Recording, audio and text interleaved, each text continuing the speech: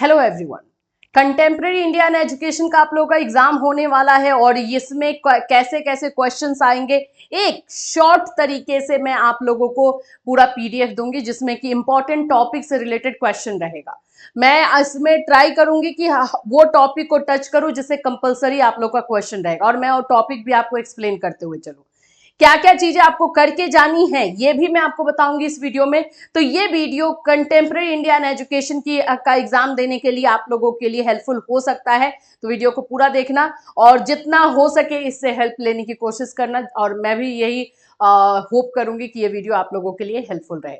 So friends, channel पर पहली बार visit कर रहे हो तो चैनल को सब्सक्राइब कर लेना, बेल आइकन को हिट कर देना जिससे जब भी कोई हम अपडेट दे इमीडिएट इन्फॉर्मेशन आप तक पहुंचे। दूसरी बात है कि ये पीडीएफ आप लोग को टेलीग्राम पे दिया जाएगा तो टेलीग्राम ज्वाइन कर लेना। ये पूरा पीडीएफ मैं आप लोग को दे दूंगी ताकि थोड़ा सा रिवीजन आप फास्ट कर लो, क्योंकि कंटेम्प्रेरी में सबसे ज्यादा बैक लगता है, ये बात आप लोग को ही पता। डराने के लिए मैं नहीं बोल रही हूँ, फैक्ट बता रही हूँ, सच्चाई से आंखें मिलानी चाहिए। चलिए सबसे देखो, इसको मैंने ना 3-4 पार्ट में डिवाइड कर दिया है क्वेश्चंस को। सबसे पहला बात है कि आपका कॉन्स्टिट्यूशन से क्वेश्चन रहता है, यानी संविधान से। संविधान में शिक्षा को लेकर के क्या क्या आर्टिकल बनाए गए हैं, कौन कौन से आर्टिकल में क्या बोला गया है और क्या क्या रूल बने हैं। ठीक। दूसरा आप लोग का Macaulay's minute, Wood dispatch, Sadler commission, आप लोगों का गोखले कमीशन, इन सभी चीजों से रहेगा, तो वो भी मैंने क्वेश्चन इंक्लूड किया है। फिर उसके बाद 2005 एनसीएफ से क्वेश्चन रहेगा, आरटी एक्ट 2009 से क्वेश्चन रहेगा, फिर आप लोगों का 2020 एनईपी से क्वेश्चन रहेगा। तो ये एकदम कंपलसरी टॉपिक है, मतलब इससे आप आंखें चुरा ही नहीं सकते हो, ये क्वेश्चन रहेगा। फिर आपके फिलॉसफी से क्वेश्चन रहेगा, आदर्शवाद, प्रकृतिवाद, यथार्थवाद, इन सभी से क्वेश्चन रहेगा। तो मैंने इन सभी टॉपिक्स को कवर करने की कोशिश की है इस वीडियो में। वीडियो ज्यादा लंबा ना हो क्योंकि आप लोग के पास टाइम बहुत कम है, अपने टाइम को अच्छी तरीके से यूटिलाइज करना है। चलो देखो, फर्स्ट क्वेश्चन स्क्रीन पर देखो, शिक्षा को संविधान की समवर्ती सूची में कब रखा गया?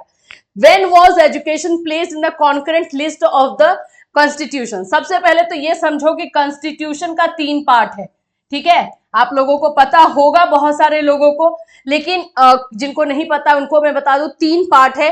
पहला जो है सेंट्रल है, यानी कि ऐसे काम जो सिर्फ केंद्र सरकार करती है, केंद्र सरकार के अधिकार में है, केंद्र सरकार ही उस पर जो है रूल बना सकती है, उसको लागू कर सकती है। दूसरा हमारा स्टेट का होता है जिसमें राज्य सरकार का अधिकार है, राज्य सरकार जो है इसको करती है। एंड तीसरा होता है समवर्ती सूची जिसको हम कॉन्करेंट लिस्ट कहते हैं। इस कॉन्करेंट लिस्ट में जो है ऐसे काम होते हैं जिसमें सेंट्रल और स्टेट दोनों को मिलकर करना होता है, ठीक है। एजुकेशन यानी शिक्षा को पहले स्टेट वाले लिस्ट में, ये देखो क्वेश्चन एक तरह से पूछ सकता है कि संविधान में कितने लिस्ट बनाए गए हैं, ठीक है, कितनी सूची है। शिक्षा को संविधान की समवर्ती सूची में रखा गया, तो संविधान यानी हमारे कॉन्स्टिट्यूशन में कितनी सूचियां रखी गई, तो ये 3 है। पहला सेंट्रल है, स्टेट है एंड कॉन्करेंट है। तो शिक्षा जो था पहले स्टेट वाले लिस्ट में था, लेकिन फिर इसको उठा के कॉन्करेंट में यानी समवर्ती सूची में डाल दिया गया, क्योंकि ये बोला गया कि एजुकेशन में सेंट्रल और केंद्र सरकार और राज्य सरकार दोनों मिलकर काम करेंगे तो शिक्षा जो है अच्छे से क्या डेवलप हो पाएगा। तो ये जो क्वेश्चन यही है कि इसको समवर्ती सूची में कब लाया गया, तो इसका आंसर आप लोग का 1976 है। 1976 में जो है एजुकेशन यानी शिक्षा जो है हमारा कॉन्करेंट लिस्ट में आया, और इसके पहले जो शिक्षा जो था वो आप लोगों का स्टेट वाले लिस्ट में यानी स्टेट वाली ड्यूटी में था, सिर्फ स्टेट उस पर काम करेगा। क्लियर है ये चीजें? बिल्कुल। चलो सेकेंड क्वेश्चन देख लो, ये क्वेश्चन बहुत पूछा जाता है बाबू, देख लेना। संविधान की धारा 45 का किससे संबंध है? आर्टिकल जो आप लोगों का 45 है, इस वाले से क्वेश्चन बहुत रहता है। What does Article 45 the Constitution relate to? आपके ऑप्शंस है केंद्रीय विश्वविद्यालयों से, राज्यों की उच्च शिक्षा से या अनिवार्य निशुल्क शिक्षा से। देखो, from central universities, from higher education of the states, या कंपल्सरी फ्री यूनिवर्सल एजुकेशन, या फ्रॉम सेकेंडरी एजुकेशन। तो याद रखना सी नंबर होगा, फ्री कंपल्सरी फ्री एजुकेशन, यानी कि निशुल्क अनिवार्य शिक्षा के बारे में जो है हमारे आर्टिकल 45 में लिखा गया है, ठीक है। तो यहाँ ऑप्शंस के अकॉर्डिंग समान शिक्षा के बारे में भी है, तो ये आंसर आप लोग का सी नंबर हो जाएगा। आर्टिकल, वैसे नीचे मैंने आप लोगों को एक पूरा लिस्ट दे दिया है सारे आर्टिकल का, जिस आर्टिकल से क्वेश्चन एग्जाम में पूछे जाते हैं। तो क्या है कि वो सारा आर्टिकल आप पढ़ लोगे ना तो आपको समझ में आ जाएगा। मैं आपको वो दिखा ही देती हूँ, फिर उसके बाद हम लोग क्वेश्चन और जो है वो देखेंगे। पहले वो आर्टिकल वाली चीजें जो है वो मैं दिखा दूं ताकि आपको समझ में आ जाए कि करना कैसे है, क्या क्या चीजें करनी है। देखो मैंने पूरा 45 पेज का ये बना दिया है इंपॉर्टेंट क्वेश्चन का, एक तरह से आपका समराइज हो जाएगा, रिवीजन आप लोगों का हो जाएगा। आप लोगों के लिए ये बहुत इंपॉर्टेंट पीडीएफ होने वाला है। हाँ ये देखो आर्टिकल वाला पूरा आर्टिकल, कौन कौन से आर्टिकल में क्या क्या चीजें हैं ये बता दिया गया है। देखो भारतीय संविधान में 100 से अधिक संशोधन के साथ 25 भाग, 12 अनुसूची, 5 परिशिष्ट और 448 अनुच्छेद हैं। ठीक है, 448। अब इसमें जो है आप लोगों का अगर हम बात करते हैं तो भाग में उल्लेखित है अनुच्छेद 1 से 4 में क्या है, यानी आर्टिकल 1 to 4। ये ऊपर में हिंदी में है, नीचे में इंग्लिश में है, तो इंग्लिश वाले बच्चे कोई प्रॉब्लम नहीं होगी, आप इंग्लिश में भी देख सकते हो। तो ये पूरा दे दिया गया है। देखो अनुच्छेद 12 से 35 तक यानी आर्टिकल 12 to 35 तक मौलिक अधिकार है, हमारे फंडामेंटल राइट्स के बारे में बात कही गई है। इस तरह से पूरा आप देख सकते हैं। ठीक है, ज्यादा है मैंने दे ही दिया है लेकिन आप लोगों के लिए रहेगा। अब यहां से आप लोगों का एक्सप्लेनेशन है। आर्टिकल 1 to 4 में क्या है, तो संघ का नाम और क्षेत्र वो आर्टिकल 1 में है। नए राज्य का परिवेश में स्थापना, आप लोगों को जो पढ़ना है ना वो मैं बता रही हूँ। पार्ट 3 वाला आप लोगों का क्वेश्चन बहुत पूछता है। ठीक है, पार्ट 3 इसमें है आप लोगों का कि पार्ट 3 में आर्टिकल 12 to 35 तक आ जाता है। ठीक, इसमें आप लोगों को जो है किस किस बारे में बात हुई है वो आप पढ़ सकते हो। आर्टिकल 14 टू आर्टिकल 30 में 18 में क्या है, कानून के समक्ष समानता। ये आर्टिकल 15 वाला क्वेश्चन बहुत पूछता है कि आर्टिकल 15 में क्या किस बारे में बात हुई है, तो धर्म के बारे में, जाति लिंग जो है उसके बारे में है। आप लोग का सेकुलरिज्म है, ये है, ये सारा क्वेश्चन आता है इसमें। ठीक है, आर्टिकल 17 के बारे में एक पूछता है अनटचेबिलिटी, यानी कि जो छुआछूत वाला जो प्रॉब्लम था उसको खत्म किया गया है आर्टिकल 17 में। तो यहाँ पे 15 और 17 बहुत पूछेगा। आगे भी देख लेते, जो जो पूछता है वही मैं आपको बता दे रही हूं। हाँ, आर्टिकल 21 जीवन और व्यक्तिगत स्वतंत्रता का संरक्षण, आर्टिकल 21 भी पूछता है। आर्टिकल 21A भी पूछता है, ये सारी चीजें देख लेनी है। आर्टिकल 24 है, 27 है, 28 है, जहां तक हो सकता है आप लोग को समझ में आता है थोड़ा बहुत। हाँ देखो यहाँ पे आर्टिकल 45 है, आया है ना आर्टिकल 45। देखो आर्टिकल 45 जिसमें आप लोग को बोला गया है बच्चों के लिए निःशुल्क व अनिवार्य शिक्षा का प्रावधान रहेगा। और ये आर्टिकल 45 से लेकर के आर्टिकल आप लोग का 47, 48। ठीक है, फिर उसके 51A पूछता है बहुत। 1976 में 10 मौलिक कर्तव्य जोड़े गए हैं और उसी समय जो है एजुकेशन को भी, शिक्षा को भी फंडामेंटल राइट्स में यानी मौलिक अधिकार में शामिल किया गया। 86वां यानी कि 86 हमारा मॉडिफिकेशन हुआ, उस समय एजुकेशन को फंडामेंटल राइट्स में इंक्लूड किया गया, उसके पहले ये नहीं था। आप लोगों को मैंने बताया ना कि एजुकेशन जो है हमारा 1976 में कॉन्करेंट लिस्ट में शामिल हुआ, कॉन्करेंट लिस्ट में, और उसी समय एजुकेशन को फंडामेंटल उसी मौलिक अधिकार करके जो है इसको कॉन्करेंट में डाला गया। और फिर 86वां संशोधन यानी 86 मॉडिफिकेशन हुआ, अमेंडमेंट जिसको हम बोलते हैं 2002 में, और उसके बाद जो है इसको फंडामेंटल राइट में रखा गया।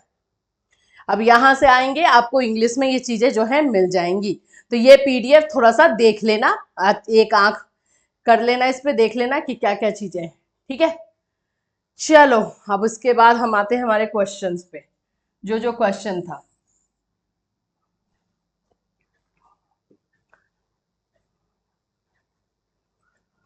हाँ, तो फर्स्ट क्वेश्चन हमारा हो गया है, सेकेंड क्वेश्चन हमारा हो गया है, थर्ड क्वेश्चन में आते हैं।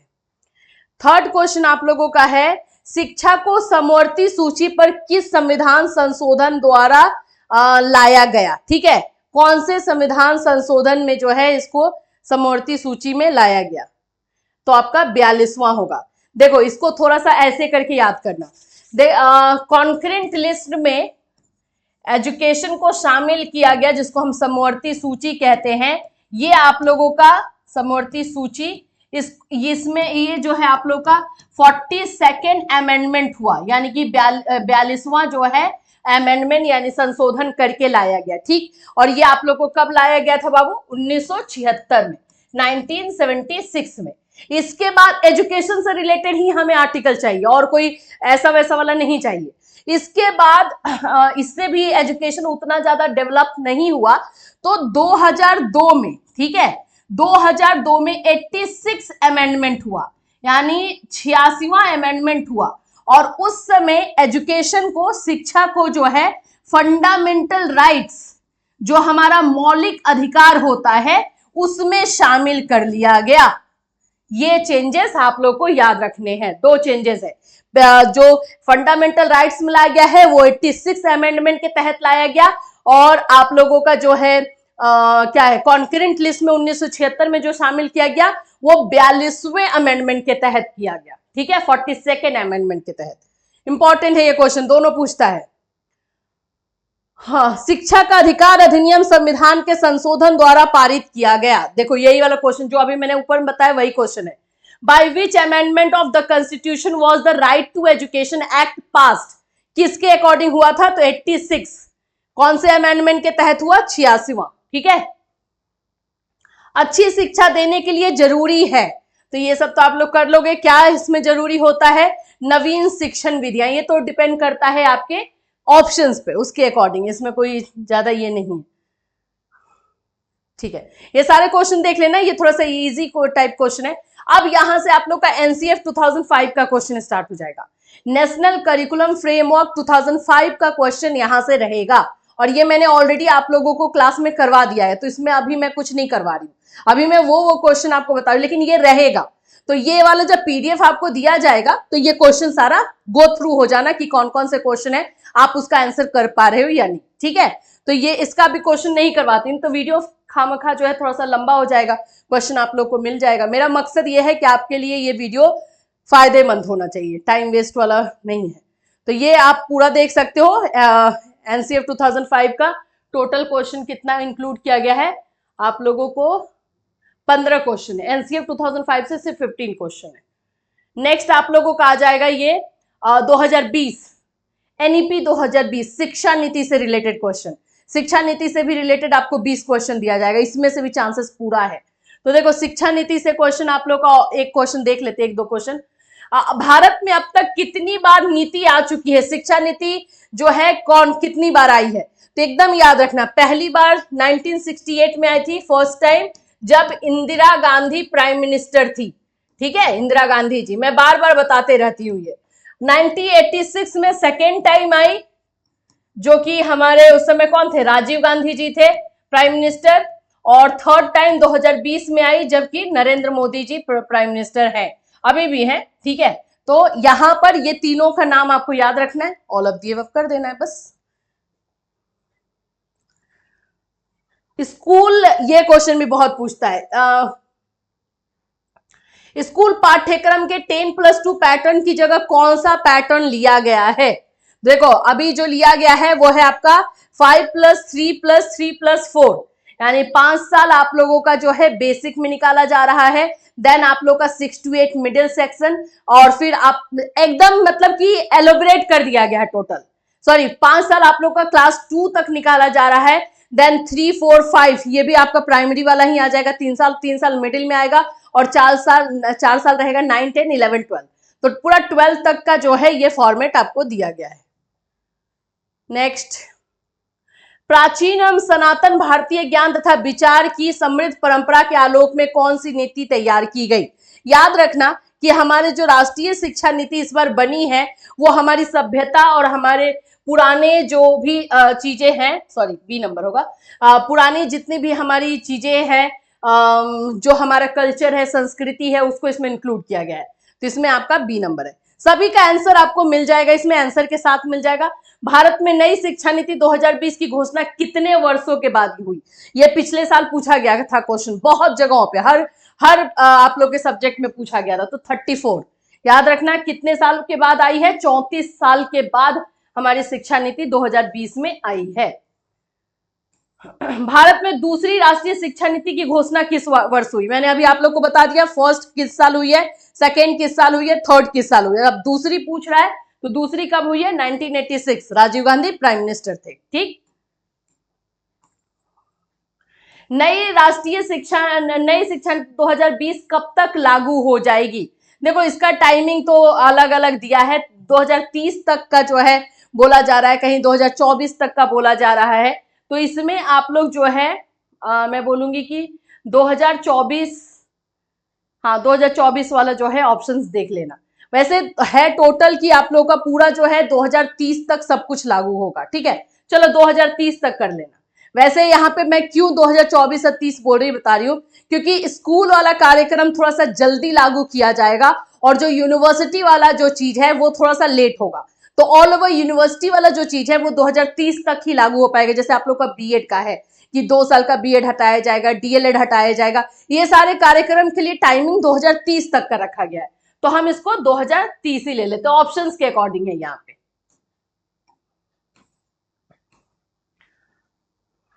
ठीक है, ये सारे क्वेश्चंस आप लोग देख लेना है और ये मैंने करवा दिया है ऑलरेडी, इसलिए मैं इसमें ज्यादा डिटेल में नहीं जा रही हूँ, बट इसमें से क्वेश्चन रहेगा। दूसरा हमारा आरटी एक्ट से रहेगा, निःशुल्क अनिवार्य शिक्षा का बालक को अधिकार 2009 के अंतर्गत किसी भी अध्यापक को निम्न में से किस कार्य के लिए नहीं लगाया जा सकता है, मतलब किस काम के लिए नहीं लगाया जा सकता। तो याद रखना पल्स पोलियो कार्यक्रम में। ठीक है, तो इसी तरह से ये सारे क्वेश्चंस आपको देखने हैं।